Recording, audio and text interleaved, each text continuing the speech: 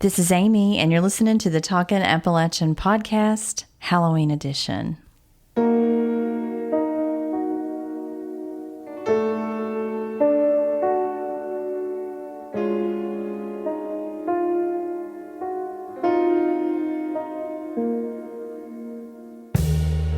You might recognize the words, "For whom the bell tolls," as a line from a poem by John Donne, later used as the title in one of Hemingway's novels. It also references a long-standing ritual of communicating death and grief in the Appalachian Mountains, before the internet and before phones. And this is just one of many rituals and superstitions we'll talk about in this episode, thanks to education specialist Burke, Greear, and the Southwest Virginia Museum and Historical State Park. I appreciate them for letting me record Burke as he talked about death and mourning rituals and their histories, starting with the tolling of that bell. Now, we know that most community churches have bells that toll to mark the beginning of service, but those bells were used to communicate, to tell you that something was happening. When someone in the community died, the number of tolls would tell you the age of the deceased. Now, let's talk about the phrase death watch, which is literally what that means. I'm guessing many of you from Appalachia who listen to the podcast may have experienced a death watch at some point. When you know death is close for a loved one, the family and community will gather and take turns doing whatever needs to be done for the family as their loved one is passing. This could be food preparation, watching children, or simply keeping the family company until the moment of passing. Sometimes it involves gathering around the dying person to sing or to pray. Another term that's commonly known is the death rattle, and this is the last long breath the dying person expels as they pass over. Once the person is passed, phase 2 of the death watch begins, more commonly known as a wake. Listen as Burke describes this. So it was not uncommon for a person back then to be born in, live in, and die in the same house. It was not uncommon to have your great-grandmother living in the house with you. So your family was all that you had. So when someone passed away, and people back then, like I said, death was always kind of on your coattails, always poking you on the shoulder, People knew what to do. The men usually would be responsible for building the casket. They would be responsible for opening the grave. Women would usually care for the body, even if it was the body of a male. They would still cleanse and dress the body with dignity maintained. Premonitions of death were and still are part of the Appalachian culture. Everyone seems to have someone in their family with a special sensitivity who seems to know when a death is coming. Sometimes it arrives in the form of a dream or vision. That's how my mama would know that a family member had passed before she got the phone call. She would see a deceased person standing at the foot of her bed. It still gives me chills. Sometimes the person on their deathbed sees visions. Listen as Burke recounts a memory of his own grandfather. My grandfather had in front of me in our living room at my house about a half-hour conversation with his brother that had been dead since 1962, like the man was in the room. I couldn't believe it. I mean, I get chills right now thinking about it. My grandfather was, at the end of his life, not very spry, but spried up that day for whatever reason. And we hear that over and over again, like they get to feeling better just before. But he saw his brother Joe, who had been shot he was a forest ranger, a U.S. forest ranger who was shot off his horse in Scott County in 1962. When they gave him a truck, he didn't want a truck. He still did his work on horseback over there, but somebody killed him. And my grandfather talked to his brother like he was in the room, and I was there to witness that. Now, in terms of preparing the body after death, before the practice of embalming became common in Appalachia, the time of year determined what was done and how quickly. So once the person has passed away, preparation of the body, Appalachia before embalming, it really depended on when you passed away. If it's July or if it's January, right? Really made a big difference. If it's July, things had to happen quickly. Generally, the body would be what they would refer to as cooled or laid out. You would have had a cooling board for this. Maybe it's a board that has generationally been handed down, and everybody that's died in your family has laid on this same board, usually made out of a hardwood like oak.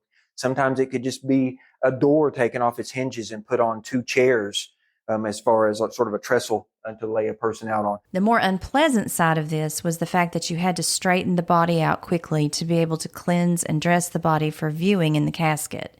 If you didn't do that before rigor mortis set in, bones would have to be broken to straighten the body. So a lot of times on the cooling board, the person would be bound. It may be with sheets or some other binding or winding, rope even, but to keep the body from wanting to go into the same position it was when it passed away. The body would then be cleansed and dressed by members of the family. It would be common for a dish of salt to be placed on the chest or a bucket of salt under the cooling board to absorb the moisture as the body began to decompose. And that's one theory about where the phrase kick the bucket comes from, according to Burke. There's some superstitions associated with this phase of things. You may have heard the phrase, quote, sitting up with the dead. Many believe that the spirit of the deceased couldn't move on if someone didn't sit up with the dead for 24 hours. There were also beliefs about cats in particular being attracted to a corpse, particularly the eyes. So people felt that if cats were about, they had to protect the body from them. When the practice of embalming came to Appalachia, people were skeptical at first. These death rituals had always been performed by the family of the loved one as a last act of familial love. And embalming meant turning the body of your loved one over to someone else, a stranger. Plus, it probably felt unnatural and wrong to preserve the body with chemicals. Before there were funeral parlors, however, the embalmer would come to the home, and a furniture maker or a woodworker would make the casket. But usually a person was wrapped in a shroud. Could be some sort of old sheet, could be a blanket, it could be a favorite quilt, it could be a treasured item, it could be whatever you had around. But usually they would be bound or wound, I guess is the word, in a sheet or a winding, and then placed in an unfinished coffin on the inside. Embalming became more accepted and convenient when people realized that it allowed them to preserve and keep the body above ground long enough for the family to travel for the funeral. And as the funeral industry took shape, the aesthetics of body preparation became more important, particularly as post-mortem photography became popular during the Victorian era. Early coffins had no lining. Later on they did because of the attention to aesthetics during a viewing and post-mortem photography. I have a picture, I've talked about this before. In season 1, I have 2 episodes about my gravestone research, and I talk about this at length in those episodes. I have a picture of my great-great-aunt who was just a child when she died around 1920. She died of meningitis. Terrible way to die. Her homemade casket is propped up on 2 ladder-back chairs, and her family is standing around her. My great-grandfather was her brother, so he's standing right behind her, and he's just a child too. My great-grandmother had this picture on the wall of one of her bedrooms for decades. It was large. It was in a large oval cherry frame. And as macabre as it seems, and it absolutely terrified me when I was a child, it wasn't uncommon for the dead to be displayed this way. Sometimes it was the only photo people had of their loved one. Neighbor men would dig the grave, and it would be a social thing. They'd probably pass the jug around while they did it. But if it was winter and the ground was frozen, the body might be kept outside in a shed, in the spring house, or somewhere where it would stay frozen until the spring thaw, and then it would be buried. As far as the funeral service goes, the location of the funeral would be outside. This is prior to the establishment of the funeral industry and funeral parlors. If in the warmer months before funeral homes, the family might even wait until spring until they have what they would call a funeralizing.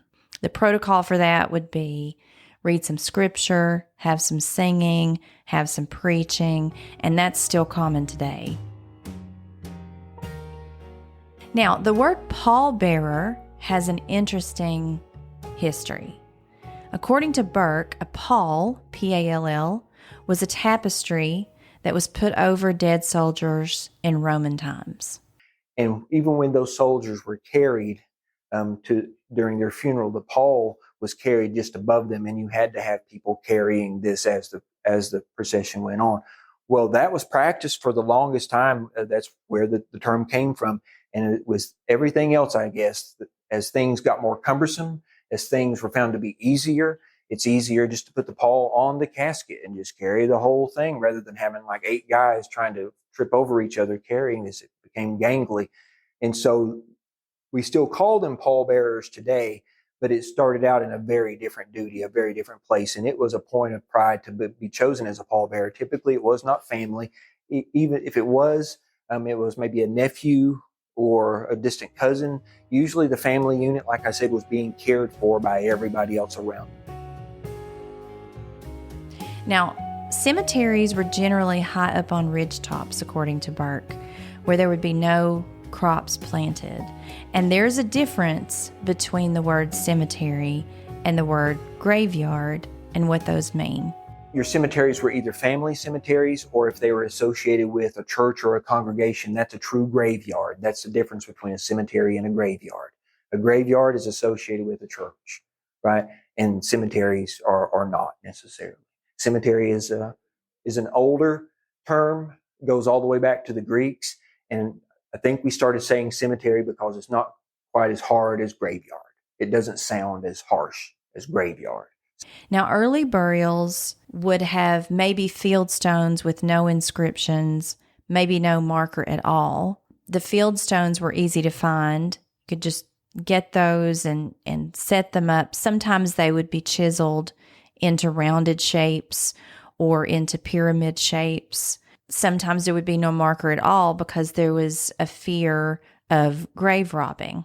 When you were preparing the body, we've all heard steal the quarters off a dead man's eyes, right? And that was a thing, to put coins on the eyelids, to close a person's eyes if they were open at the time of death as quickly as possible was a widely held belief, because the belief was if you gazed upon the eyes of the dead, then you're going to be marked to be the next to die.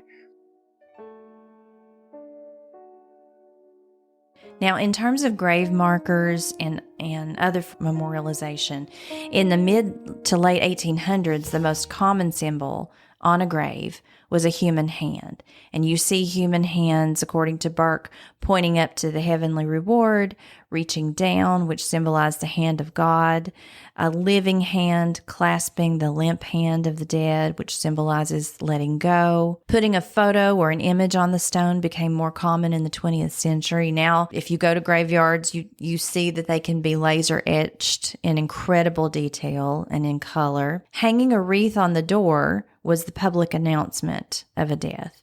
It was usually evergreen, which symbolizes everlasting life. And lots of flowers would be placed around the casket, which is still a common sight at funerals. But prior to embalming, flowers had a more useful purpose than beauty because they helped to mask the smell of decay. Mourning rituals, clothing, and accessories included things like hair weaving, integrating the hair of the dead into a work of art like a wreath or even a piece of jewelry to be worn by the mourners. It was a way to keep the family member close, especially if they were younger, which of course was way more common back then, especially if you had large numbers of children in your family and this was pre-immunization. Children died frequently. Babies died frequently, and so hair weaving was a way to keep a piece of them close to your heart. Quilts were another form of memorialization, and there's one design that's called a graveyard quilt. Listen as Burke talks about that. Usually it'll have designs all around the outside, but in the center block, it has almost like a fence around it, and as people die, they would sew in a little casket-shaped black cloth piece, but it would have the person's name on it, and that little cemetery in the middle of that quilt would fill up as the generations went. And those are hard to find, but they're very interesting. There were also quilts made with ribbons from flower arrangements. Now, Queen Victoria started a trend of wearing black after Prince Albert died. That's largely where the color black comes from in association with mourning. She remained in public mourning for the rest of her life. And she was a popular queen and people copied her. They did as she did. And so that forward into the United States, there were levels of mourning, full or deep mourning is head to toe mourning for a woman. Gloves, veil, nothing shiny, no jewelry, no silk, nothing comfortable. In fact, a lot of women would wear crepe because crepe is highly flammable, and women had to wear their mourning clothes as they went about their work. Burke says that a lot of women died because the crepe dresses would catch on fire and they would go up in flames so rapidly that they couldn't put it out. They wouldn't go out in public for at least a year, and then slowly they could integrate things back into their dress until they went out of mourning. So they could introduce jewelry, maybe a brooch, and then maybe next they could introduce a piece of satin. Men would wear black armbands, black lapels, maybe a black hat band, but men would only be in mourning for 3 to 6 months. Now, if you go to YouTube or subscribe to our Patreon page, you'll see photographs of these mourning garments from Burke's workshop, along with a photo of an obituary book and a quilt made from the ribbons of funeral arrangements. And while I'm on this subject, you can support the podcast by becoming a paid subscriber on Patreon, and you'll become part of the Talkin' Appalachian community. Your paid subscription unlocks benefits like early access to episodes, bonus content, a Talkin' Appalachian sticker, and when my holiday merchandise becomes available in the next week or so, I'll send a coupon out to all my paid subscribers for a discount. So head on over to the Patreon link in the show notes and make my day by signing up and supporting more great content like this. Rituals in the home. You might have heard of some of these. One of them is to stop the clock at the time of death, marking the time of death. Typically, you didn't start the clock back until the person had been buried. You were stopping life on one side, and after the person's buried, you're starting another phase of life. And that's the way it was looked at when you would stop and start a clock. People also covered or removed mirrors, especially in the room where the person died. A mirror was also called a looking glass, and people believed that their soul could get trapped in the looking glass, or you could be marked to die if you were the next to look in the glass. The deceased should never come or go through the same door as the living, and they always should leave feet first when entering or leaving a structure. Sometimes houses had 2 front doors for that reason, and you can still, in the hollers or on the back roads, you can still see older houses with 2 doors, and that was the purpose of that. And the words living room versus funeral parlor, the funeral parlor actually started in the home. It would be another room in the home where you would have your deceased loved one displayed, but living room was for the living. And so that's where we get that phrase, living room. Those were 2 separate spaces in the home. Unlocking all the doors unless the spirit can't get out of the house. And that's another ritual. But we don't open them all because you don't want a bird to fly in the house. That is an omen of death. And on that note, I want to close this episode with an excerpt from a Ron Rash story about that very thing, which is also the title of the story, The Corpse Bird. It's from his book, Burning Bright, and it's my favorite story to read at Halloween. Now, Ron Rash is one of my favorite authors. He's from Western North Carolina. He's an amazing author. I did a wonderful interview with him in season 1. So if you love The Corpse Bird or the excerpt I'm about to share with you, go get Burning Bright. All of the stories in Burning Bright are great. And listen to my interview with Ron Rash. The Corpse Bird. Perhaps if work had been less stressful, Boyd Candler would not have heard the owl. But he hadn't slept well for a month. Too often he found himself awake at 3 or 4 in the morning, his mind troubled by engineering projects, weeks behind schedule, possible layoffs at year's end. So now for the second night in a row, Boyd listened to the bird's low, plaintive call. After a few more minutes, he left the bed, walked out of the house where his wife and daughter slept to stand in the side yard that bordered the Coleman's property. The cool, late October dew dampened his bare feet. Jim Coleman had unplugged a spotlight, and other houses on the street were unlit, except for a couple of porch lights. The subdivision was quiet and still, as Boyd waited like a man in a doctor's office expecting a dreaded diagnosis. In a few minutes, it came. The owl called again from the scarlet oak behind the Coleman's house, and Boyd knew with utter certainty that if the bird stayed in the tree another night, someone would die. Boyd Candler had grown up among people who believed the world could reveal all manner of things if you paid attention. As a child, he watched his grandfather, the man he and his parents lived with, find a new well for a neighbor with nothing more than a branch from an ash tree.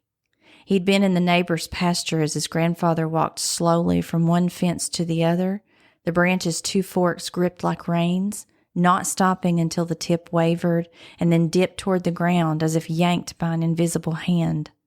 He'd watched the old man live his life by the signs, whether a moon waxed or waned decided when the crops were planted and harvested, the hogs slaughtered and the timber cut even when a hole was best dug.